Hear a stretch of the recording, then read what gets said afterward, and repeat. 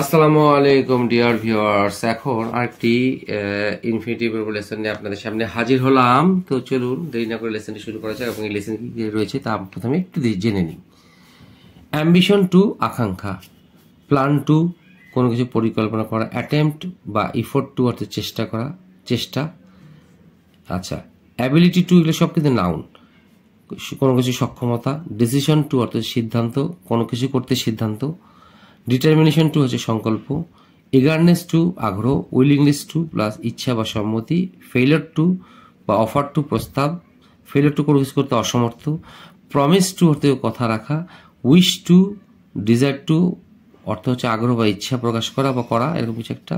Two plus verb one, to plus verb one dot dot plus verb, যা কিছু করা এমন অর্থে, এটা স্ট্রাকচার। তো এই শব্দগুলো বা এই নাউনগুলো ব্যবহার করে আমরা কিভাবে বাক্য রচনা করতে পারি ইনফিনিটিভ ব্যবহার করে তা জেনে নিই।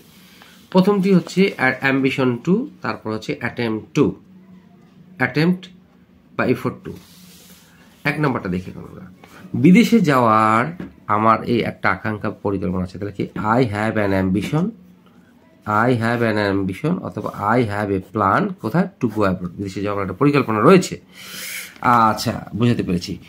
আমি এই বিষয়টা সমাধানের জন্য চেষ্টা করছিলাম, এই অ্যাটেম্পট অথবা effort to plus verb one. আমি বিষয়টা সমাধানের জন্য একটা চেষ্টা করেছিলাম। I have taken an attempt, I have taken an effort. হয় আমরা এটা বসাবো, নতুবা আমরা এটা বসাবো। কি, টু সলভ দ্য প্রবলেম, এই সমস্যাটা সমাধানের জন্য আমি একটা চেষ্টা করেছিলাম বা চেষ্টা করেছিলাম। এখন আসি ability to, determination two. Ability to অর্থ হচ্ছে কোনো কিছু করতে সক্ষমতা, ডিটারমিনেশন টু সংকল্প। তাকে সাহায্য করার আমার সক্ষমতা রয়েছে, আই হ্যাভ দ্য অ্যাবিলিটি, আমার সক্ষমতা রয়েছে কি, to teach him a proper lesson. এইটার অর্থ হচ্ছে সাহায্য করা, এই সাহায্য করা, to teach somebody a proper lesson, কাউকে সাহায্য করা। এখানে হিম কেন হলো, তাকে কথা বলেছি সেই জন্য হিম আসলো। তাহলে I have the ability to teach him a proper lesson. আমি তাকে বিয়ে করার সিদ্ধান্ত নিয়েছি, তাহলে কি I have taken a decision to marry her, তাকে বিয়ে করার আমি সিদ্ধান্ত নিয়েছি। এই সেই decision two plus verb one. তাহলে কি হলো, I have taken a decision to marry her. এখন পরের পেজে আমরা চলে যাই।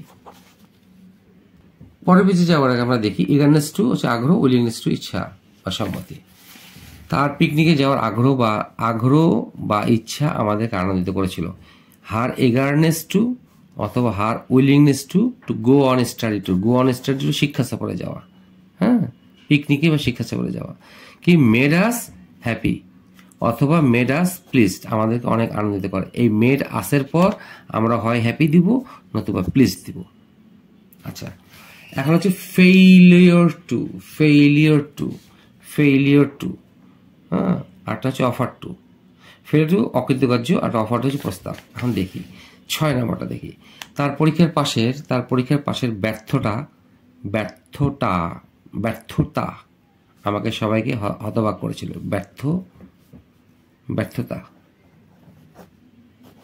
ব্যর্থতা অর্থ হচ্ছে ব্যর্থতা মানে সফলতা না, আর কি অসফলতা, আমাদের সবাইকে হতবাক করেছিল। His failure to pass the test, পরীক্ষায় পাশ করার ব্যাপারে তার অসমর্থতা সারপ্রাইজড করেছিল আমাদেরকে। ভার্ব টু আস অল, আমাদের সবাইকে হতবাক করেছিল। এখন আসি অফার টু, প্রস্তাব। তাহলে লোকটি মেয়েটিকে বিয়ে করার প্রস্তাব দিয়েছিল। The man made an offer, একটা প্রস্তাব দিয়েছিল। Made an offer to marry কাকে, টু ম্যারি হার, তাকে বিয়ে করার জন্য একটা প্রস্তাব দিয়েছিল। আচ্ছা, এখন আসি প্রমিস টু, কথা রাখা। উইশ টু বা ডিজায়ার টু অর্থ হচ্ছে আগ্রহ, ইচ্ছা প্রকাশ করা। উইশ টু হচ্ছে কোনো কিছু করতে চাওয়া, এরকম একটা প্রকাশ করা। এখন দেখি, আমি এখানে আসার কথা রেখেছি, তাহলে কি I have kept my promise. এই কেপ্ট হচ্ছে ভার্ব 3, এই কেপ্ট শব্দটা হচ্ছে ভার্ব 3। কেপ্ট মাই প্রমিস, আমি আমার কথা রেখেছি কি এখানে আসার ব্যাপারে, টু কাম হিয়ার। আচ্ছা, বিদেশ আত্মনির্ভরশীল হওয়ার আশা রয়েছে। বিদেশে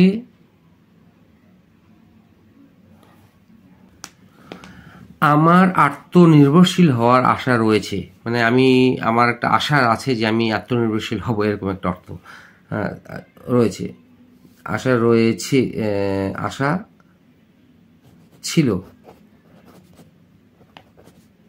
মাফ করবেন, আমার অনেক প্রিন্টিং মিস্টেক আছে, আমি দেখার আসলে পরে রিভাইজ দেওয়ার বা আমি যে পরে দেখবো কোন জায়গায় বানান ভুল, আসলে এই সময়টা আমি পাচ্ছি না। আমি একটি জব করি, পাশাপাশি সময় না পাওয়ার কারণে আমি এক্সট্রিমলি সরি। আমার অনেক টাইপিং হয়তো অনেক জায়গায় মিস্টেক আসছে, তো সেই জন্য আবারও সরি বলছি আপনাদের কাছে, ক্ষমা প্রার্থী আর কি। তো আমার আত্মনির্ভরশীল হওয়ার আশা ছিল, তাহলে আই হ্যাড এ উইশ, আমার একটা আশা ছিল, অথবা আই হ্যাড এ ডিজায়ার কি to be self reliant man, to be a self reliant man, আত্মনির্ভরশীল হওয়ার একটা আশা ছিল আমার। আচ্ছা, এখন আসি আজকের লেসনের আজকের লেসনে হচ্ছে এই 2+var1 যখন আমরা বাক্যের শুরুতে বসাবো তখন সেটা মনে হবে কোনো কিছু করা অর্থে। এখন 10 এবং 11 দেখি। বাগান করা আমার শখ, দেখেন টু গার্ডেন, এটাই হচ্ছে সাবজেক্ট আমার, এটাকে বলা হয় ইনফিনিটিভ, নাউন ইনফিনিটিভ বলা হয়। কারণ মনে রাখতে হবে আমাদের ভার্বের পূর্বে যখন ইনফিনিটিভ বসা হয় তখন সেটা নাউন অথবা প্রোনাউন হিসেবে ব্যবহৃত হতে পারে। তো এখানে এটা নাউন ধরছি আমরা। তো বাগান করা আমার শখ, টু গার্ডেন ইজ মাই হবি, এরকম ধরনের আমরা অনেক কিছু করতে পারবো। যেমন রান্না করা তার কাজ, টু কুক, রান্না করা তার কাজ, to cook is her job, রান্না করা তার কাজ। আশা করি আপনাদের এই লেসনটি ভালো লেগে থাকবে। ভালো লেগে থাকলে অবশ্যই লাইক শেয়ার কমেন্টস করবেন। সে প্রত্যাশা, আসসালামু আলাইকুম।